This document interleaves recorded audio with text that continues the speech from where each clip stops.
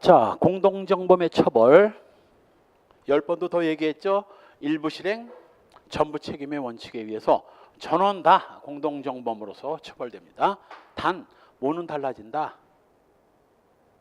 양형이 달라질 수는 있어요. 양형이 똑같은 살인죄라도 주범은 사형, 그다음 부두목은 무기, 그다음에 깍두기는 징역 12년 이렇게. 실제 유명한 서진 룸사롱 사건 때 목포파하고 김상사 판가가 붙어가지고 두 놈인가 세 놈을 목포파 애들이 흔히 사람을 사시미를 떠버린 거지. 그 사건에서 두목은 무기징역, 직접 죽이고 하지는 않았으니까 그 주로 죽인 놈 회칼로 죽이고 잘라내고 한 김동술, 지금도 그게 걔 이름은 여전히 기억이 나. 사형당했습니다. 다 김동술 이하 그 서너 명은 사형, 집중적으로 죽이고 토막낸 애들은 사형, 그 밑에 있던 애들은 무기 내지는 징역 10년 이런 애들 몇 명이. 그래서 똑같이 11명인가 12명이 다 살인죄 공동정범이라 하더라도 법정형은 똑같지만 선고형은 달라질 수 있습니다. 한편 공동의사를 초과한 경우, 예를 들면 강도만 하자고 했는데 사람을 죽였다든가, 강도만 하자고 했는데 강간을 했다든가, 절도만 하자고 했는데 사람을 패가지고 준강도를 저질렀다든가, 그 초과된 경우 이렇게 생각하면 됩니다. 6번째 줄, 각자 그 중한 결과의 발생을 예견할 수 있었을 때만 그 부분에 대해서 공동정범이 성립되는 겁니다. 따라서 바로 아래 특수절도를 공모를 하고 두 번째 줄 중간 범인들이 범행이 발각되어 각기 다른 길로 도주하다가 그 중에 한 명이 체포를 면탈할 목적으로 상해를 가한 경우 둘 다 강도상해죄의 책임을 지게 됩니다. 자, 여기서 이제 절도를 저지르다가 그중 한 놈이 피해자를 또는 자기를 잡으려는 자를 폭행을 해서 상해 등을 가한 경우에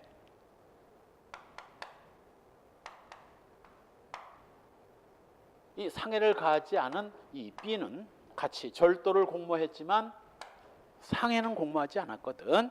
절도를 저지르는 도중에 그중 일부가 상해 등을 가했을 때 이놈이야 당연히 절도가 피해자 등을 폭행하면 무슨 죄라고? 준강도. 준강도가 상해까지 가면 준강도 상해인데, 그런데 그 준강도 상해가 준강도가 011이거든. 그때 그 강도는 준강도, 단순강도, 특수강도를 가리지 않고 그 강도가 기수냐 미수냐도 묻지 않습니다. 그냥 강도상해야. 그런데 이것도 학생들이 많이 질문해요. 선생님 어떤 경우에는 준강도 상해라고 하고 어떤 경우에는 강도 상해라고 하는데 뭐가 맞는 겁니까? 자, 홍길동을 홍길동이라고 부르는 게 준강도 상해가 되는 거고, 길동아 하는 게 강도 상해가 되는 거야. 같은 거예요. 이렇게 부를 수도 있고 저렇게도 부를 수 있는데, 정확하게 하자면 홍길동이라고 하는 게 정확하겠지만 보통은 그냥 길동아 해도 홍길동을 부르는 것듯이 준강도 상해라고 해도 틀리지 않고 강도 상해라고 해도 괜찮아요. 바로 이때 적어도 이 B한테 A가 피해자 갑을 상해를 가할 수 있다라는 걸 얘도 예견할 수 있어야 돼. 그래야 강도 상해죄 공동정범이 되는 것이지, 전혀 예견할 수 없었다면 얘가 무슨 일을 저지르는지 도저히 모르는데 책임을 같이 지울 수는 없거든.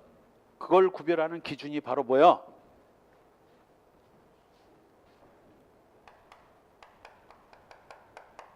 발각 후 필살기입니다. 아닌 경우도 하나가 두 개 있는데, 발각 후에 그 중에 한 놈이 찔렀으면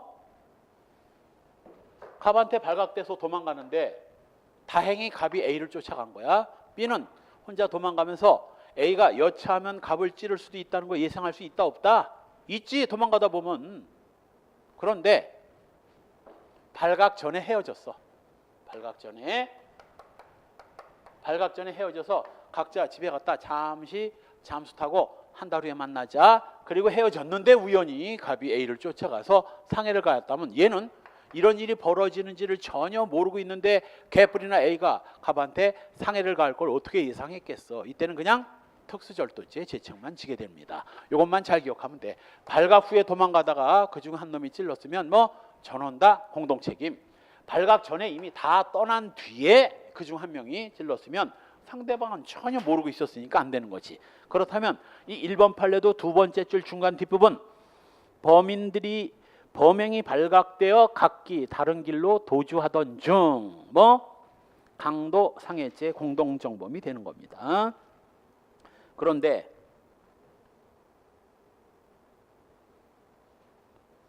잠깐 다음 페이지에 맨 위에 판례 유명한 담배가게 개구멍 사건이에요.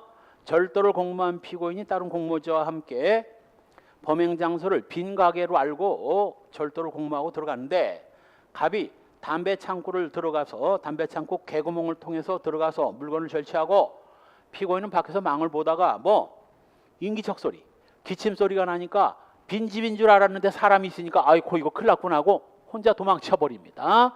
도망쳐 버린 뒤 나중에 갑이 뭐 빠져나오다가 덜그덕거리는 소리에 주인한테 걸리게 되고 주인한테 상해를 가한 거 뭐 발각되기 전에 현장을 떠난 놈 뭐 발각돼서 무슨 일이 벌어질지 모르니까 발각 전에 떠났으니까 얘는 뭐 그냥 특수절도죄 책임만 지게 되고 요 상해를 가한 놈만 준강도 상해죄 죄책을 지게 되는 겁니다. 자, 앞 페이지로 다시 돌아가서 초과 실행에 대한 죄책을 인정한 판례 두 번째 판례 유명한 등산용 과도 사건이에요. 자, A, B, C 세 놈이서 강도를 하다가 A, B가 갑을 붙잡고 강도기를 하는 도중 C가 망을 보다가 지나가는 행인 을이 강도 현장을 목격하고 황급히 도망가니까 C가 쫓아가서 등산용 과도로 을의 목을 찔러 살해한 사건입니다. 유명한 등산용 과도 사건이에요.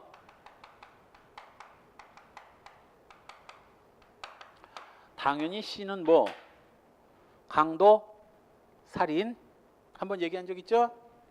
사람 몸을 팔다리를 제외한 배, 옆구리, 가슴, 목 등을 찔렀으면 살인의 미필적 고의 인정된다고. 이건 강도 살인이고 A, B는 뭐예요?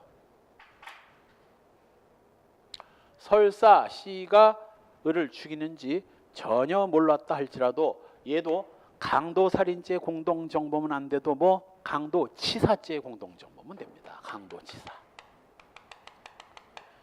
그 대신 강도는 이걸 묻지 않아. 이걸 묻지 않아요. 무조건 강도하다 한 놈이 사람 다치게 했으면 나머지도 최소한 강도상해 내지는 강도치사죄 공동정범 됩니다. 왜 그래? 절도에는 폭행이란 범죄 수단이 동원되지 않지만 몰래 훔쳐오는데 사람을 패고 이럴 일이 없거든. 사람이 다친다는 건 예상하기 힘들거든. 그래서 발각됐을 때는 사람이 다칠 수도 있다는 걸 예상이 가능하니까 강도상해 강도치상죄 공동정범이 성립되지만 발각이 안 되면 안 되고. 근데 강도는 강도 자체가 이미 뭐야? 폭행도 최협의의 폭행 협박이야. 가장 강력한 폭행이거든. 그런 강력한 폭행을 하다 보면 당연히 사람이 뭐 다치거나 죽을 수 있는 예견 가능성은 그냥 처음부터 강도라는 범죄 안에 이미 내포되어 있는 거야.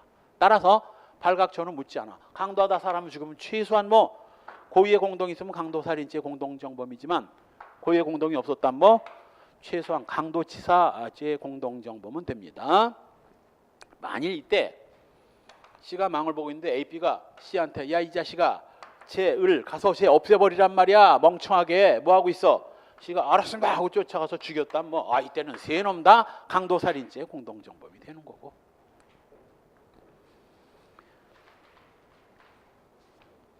그 다음 맨 아래 판례 초과 실행에 대한 죄책이 부정된 사례. 둘이서 뭐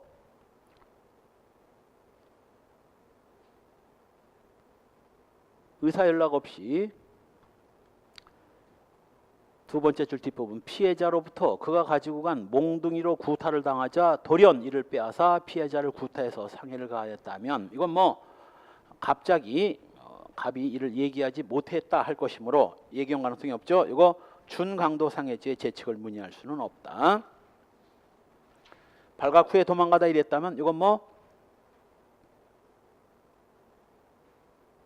둘 다 준강도 상해죄 공동정범이 됐겠지. 그러니까 앞뒤를 잘라가지고 중요한 핵심 단어를 자꾸 빼먹어요. 결정적으로 이거 뭐요? 두 놈이 절도를 하다가 뭐 헤어진 뒤 얘가 얘한테 붙잡혀가지고 얘가 몽둥이로 때리려고 하니까 A가 몽둥이를 빼앗아가지고 갑을 패버린 거야. 그러니 뭐 A 단독으로 저지른 것이고 B는 이미 떠난 뒤의 얘기입니다. 이 B가 떠났다는 얘기를 안 하고 있으니까 상황이 어떻게 된 상황인지 알 수가 없잖아. 다음 페이지에 이 담배가게 개구멍 사건은 이건 유명한 사건이고 시험에 몇 번 나온 겁니다. 자, 공동정범과 신분. 공범과 신분은 공범 맨 마지막 파트에서 자세히 볼 겁니다. 그냥 여기서 결론만 보면 A가 B의 범죄 신분범에 가담한 경우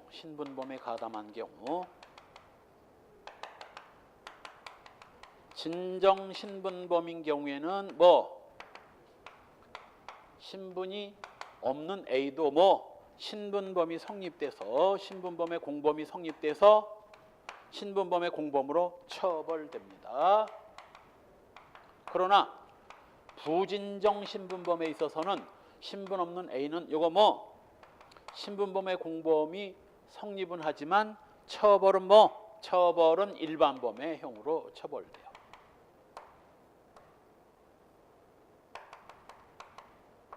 신분범으로 처벌되는 게 아니라 일반범으로 처벌됩니다. 내가 이걸 용비어 청가라고 하는데 아니 이걸 외우는데 무슨 그렇게 노력이 필요하냐고. 그냥 진정 신분범에서는 신분 없는 놈도 신분범의 공범이 성립돼서 신분범의 공범으로 처벌된다. 부진정 신분범에서는 신분범의 공범이 성립은 하지만 처벌은 신분범이 아니라 일반범으로 된다.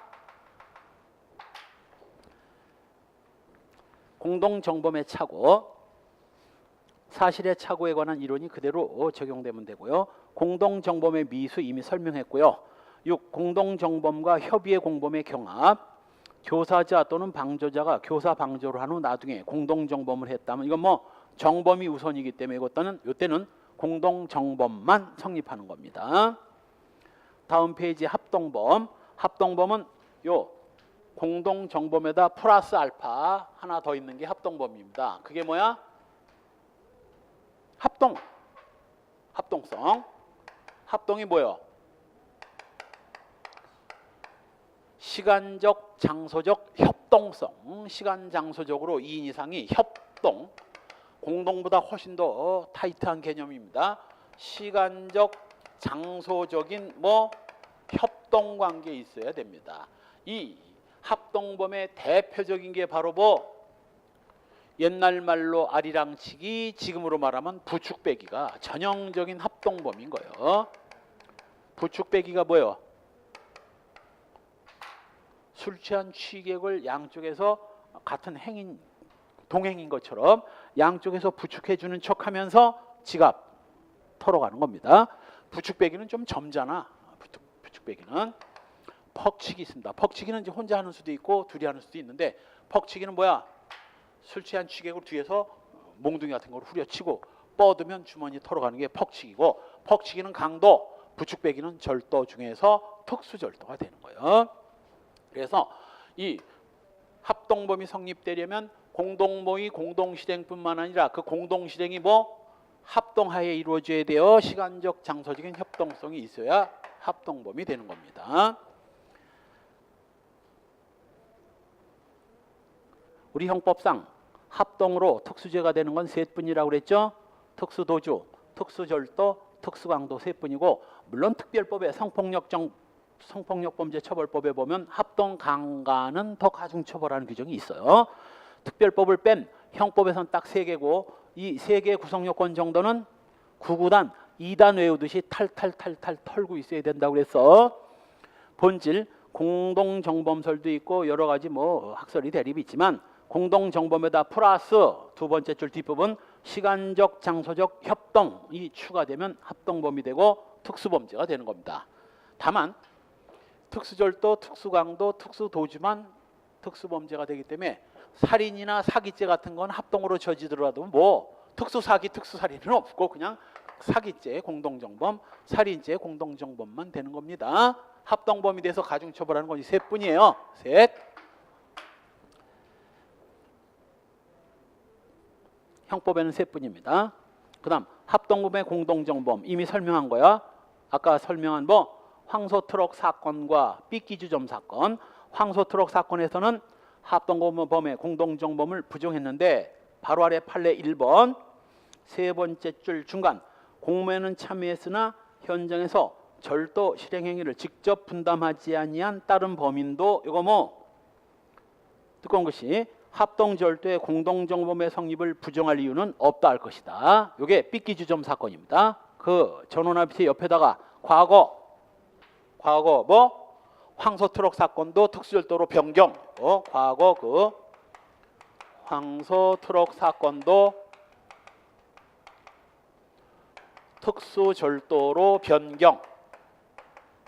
판례 변경했어요. 전원합의체 판례로 변경한 겁니다.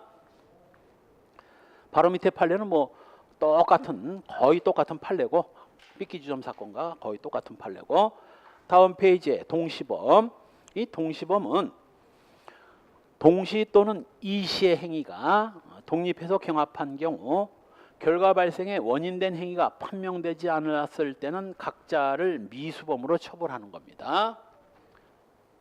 사실은 그 동시범은 그래서 단독범 여러 개가 우연히 경합을 벌인 게 동시범이고 원래는 독립행위의 경합 안에 이제 상해죄의 동시범이 있는 겁니다. 그리고 이 동시범이라는 표현을 여기서 책에서도 지금 쓰고 있는데 이 동시범이라는 표현은 적절치 않아. 왜냐하면 동시범 하면 뭐만 동시에만 되는 걸로 착각하기 때문에 시험에 나왔어. 동시범은 반드시 뭐 동시에 해야 된다. OX, X야. 이시라도 상관없거든. 그래서 독립행위의 경합이라는 표현이 적절한 것이고 자, 예를 들면 A가 부모 원수를 갖기 위해서 갑을 향해서 총을 쐈고 B도 이쪽에서 자기도 부모 원수 갚는다고 총을 쐈습니다. 그런데 갑이 총 한 발을 맞고 사망을 했는데 사례 1. 그 총 한 발이 A 것인지 B 것인지가 판명이 되면 어떻게 될까? 판명되면.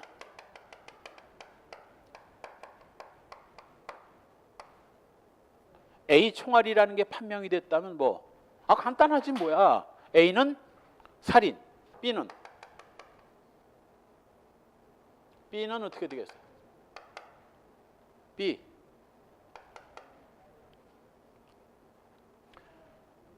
뭐 객관식으로 가지 뭐 살인 무죄 1 무죄 2 살인 예비음모 3 살인 미수 4 살인 기수. 골라봐. 무죄. B는 살인 행위를 했나 안 했나? 총 쐈어 안 쐈어? 쐈지? 실행에 착수했지? 그렇다면 B 총알은 어떻게 됐단 얘기야? 빗나갔단 얘기겠죠? 살인 미수.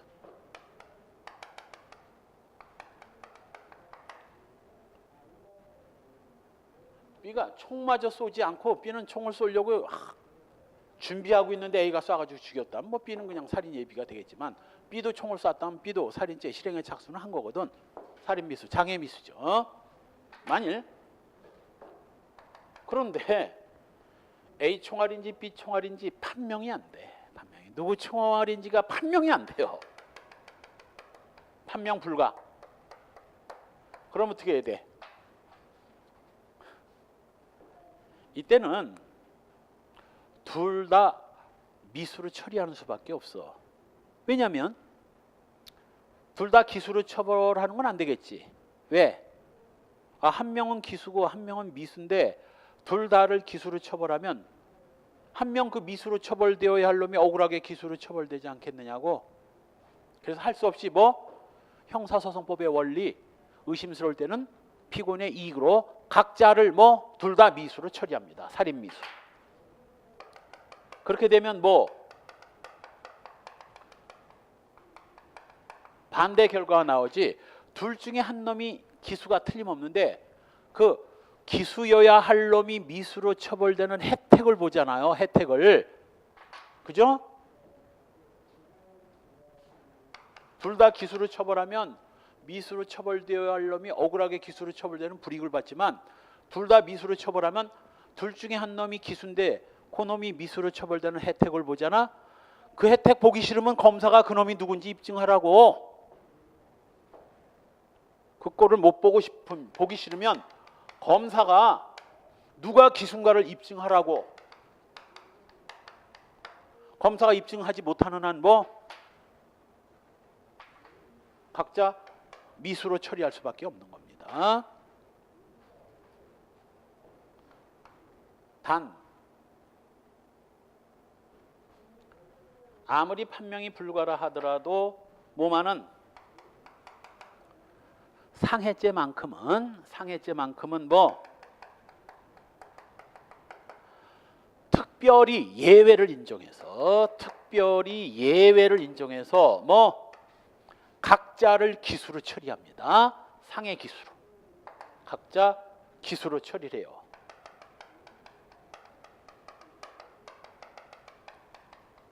즉 A도 갑을 향해서 돌을 던졌고 B도 갑을 향해서 돌을 던졌는데 갑이 돌 한 개를 맞고 머리 골절상 8주 중상을 입었어요. 8주 상해를 입었습니다. 물론 그때 돌이 A 돌이라는 게 판명이 되면 A는 상해죄, B는 상해 미수로 처리하면 되지만 누구 돌인지 모르면 원래는 이 독립행위의 경합, 여기 19조 제목이 뭐로 돼 있어요? 독립행위의 경합으로 돼 있고 박스의 두 번째 줄을 보면 뭐로 돼 있어요?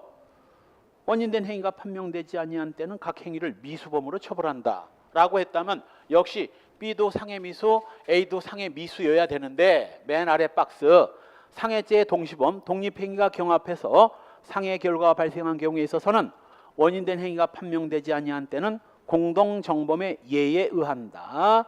공동정범의 예에 의한다라는 건 공동정범의 원리인 일부 실행, 전부 책임의 원칙, 전원 다 기수범의 공동정범으로 처리한다는 걸 말하는 거예요. 이건 둘 다 상해죄 기수가 되는 겁니다. 그러면 이땐 또 반대로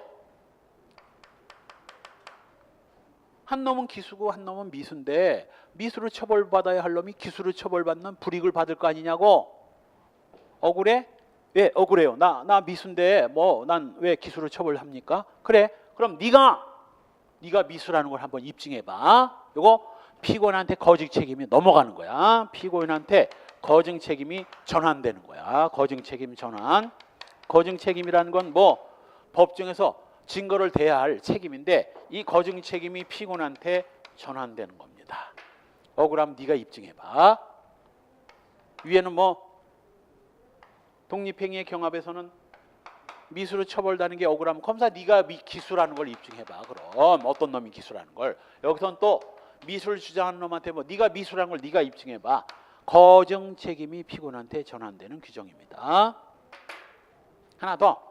이때 상해죄 특례라고 해서 쪼잔하게 상해죄만 적용하는 게 아니라 상해죄 파트에 있는 그 사람 신체, 생명 신체에 관한 죄 파트에 들어있는 상해뿐만 아니라 상해치사, 폭행치상, 폭행치사에도 다 적용됩니다. 다 적용돼. 그렇다면 A도 갑을 향해서 상해 의도로 돌을 던졌고 B도 상해 의도로 돌을 던졌는데 돌 한 개를 맞고 상해가 아니라 갑이 사망했다면 어떻게 될까? 이게 바로 상해 고의로 돌을 던졌는데 죽었으니까 상해치사고 두 놈 다 상해치사죄 공동정범이 되는 겁니다. 두 놈 다.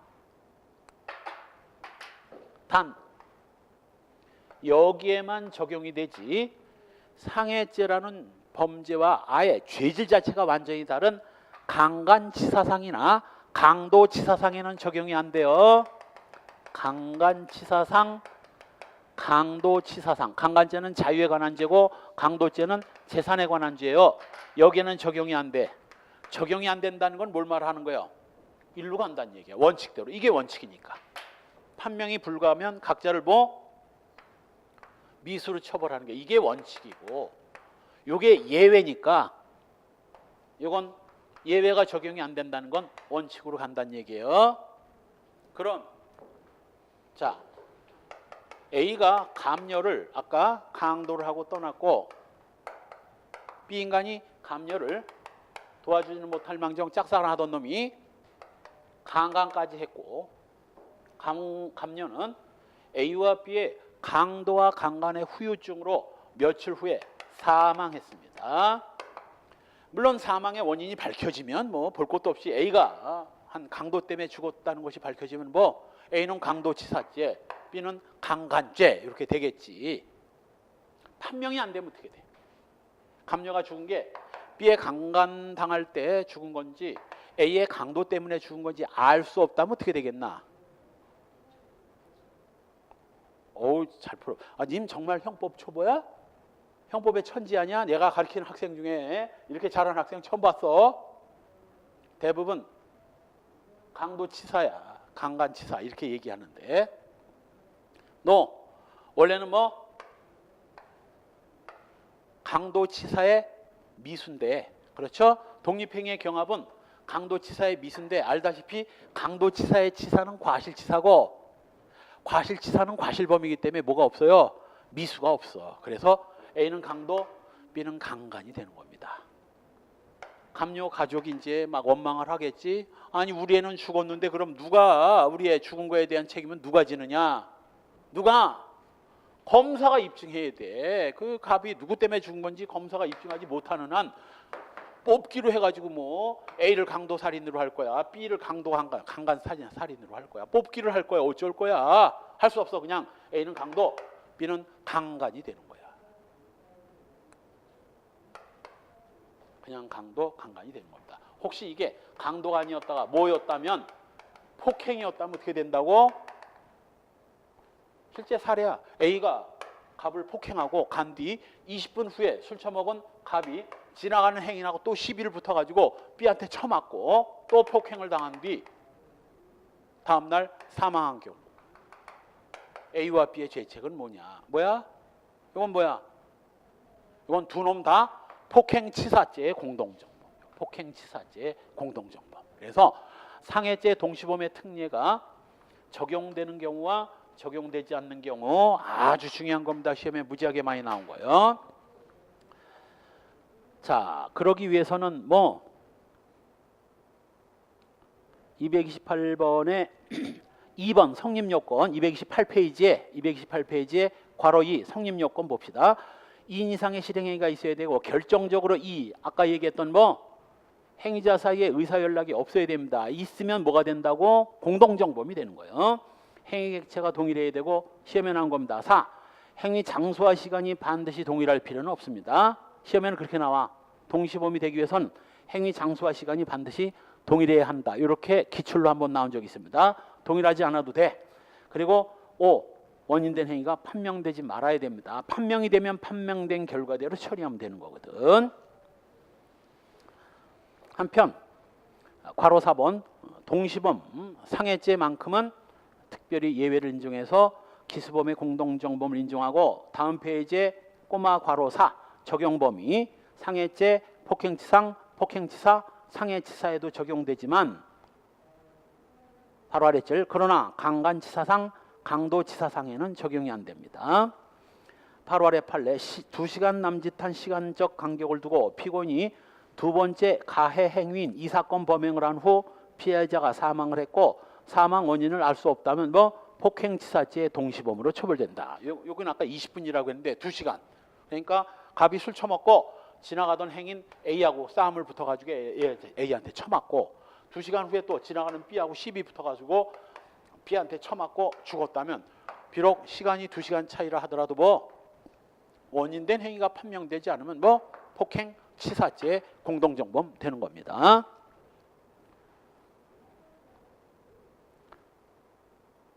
(2번) 그래서 꼭 동시간이라도 이시라도 상관없고.